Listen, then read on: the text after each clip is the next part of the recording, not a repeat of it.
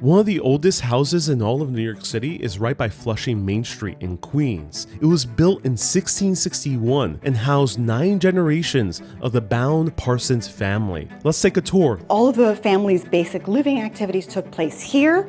This would have been the kitchen. John Bound is going to have 16 children over his lifespan. Is he mad? This would be George Fox.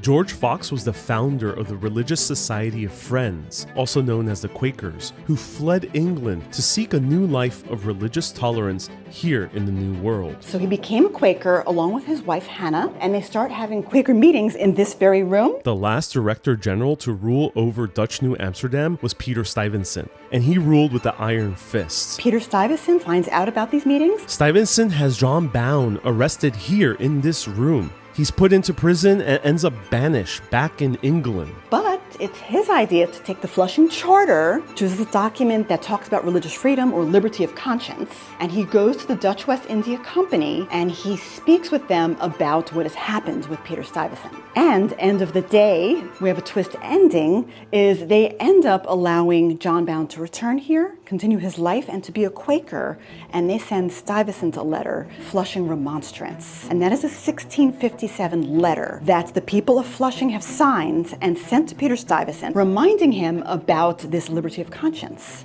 and that it is against their moral code, but also against their charter, in essence, prosecute or eject anybody for religious differences. This is the founding of religious tolerance in America, in essence. However, this home is not only the place where religious freedom was established in what later would become America. The great-grandson of John Bound, Robert Bound, left his mark as well. He was a member of the Manumission Society, which is this awakening about ending slavery and encouraging slave owners to free their enslaved peoples. He also was part of the African Free School, which was an early school set up to provide a free education for children because education was not free at that time. They also allowed both boys and girls in, regardless of race.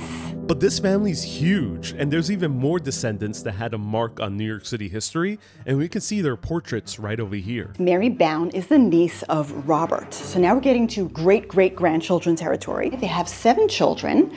All of those children become involved on the Underground Railroad. Underground Railroad being the system of safe houses throughout the U.S. in order to bring escaped slaves to freedom. The family speaks about it later on. They're proud of it. And this is the letter. Would have been in the pocket of somebody seeking freedom, and he would have shown it to him at the door. Unfortunately, we'll probably never know who this person was. It was dangerous to put their name down. They're trying to keep everything secret, get them up to freedom. They should have destroyed it. Highly recommend going over to Flushing, Queens and going to the Bound House. Stay curious, my friends.